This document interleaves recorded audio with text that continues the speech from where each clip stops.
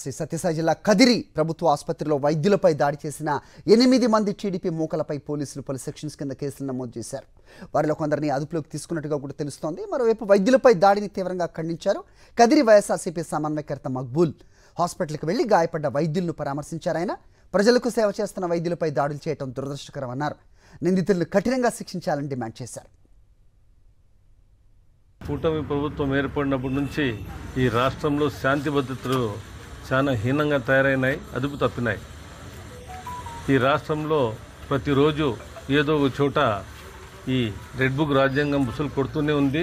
దానికి నిదర్శనం ఏమంటే నిన్నటి రోజు కుటాగులలో ఆ బెల్ట్ షాప్ దగ్గర జరిగిన గొడవలో ఆ గొడవ ఎంతవరకు వచ్చిందంటే ప్రభుత్వ ఆసుపత్రిలో ట్రీట్మెంట్ కానీ ఆ పిల్లలు ఎవరికైతే దెబ్బలు తగిలినాయో కొట్లాడుకున్న తర్వాత వాళ్ళు అడ్మిషన్ కోసం వచ్చింటే వెనకల నుంచి ఆ పిల్లలు కుటాగుల నుంచి పిల్లలు వచ్చి ట్రీట్మెంట్ చేస్తున్న డాక్టర్లు మరియు నర్స్ పైన దాడి చేసినారు. ఆ దాడిలో నర్స్ ఎడమ చెయ్యి విరిగింది, డాక్టర్కి దెబ్బలు తగిలి చాలా షాక్లో ఉన్నారు వాళ్ళు.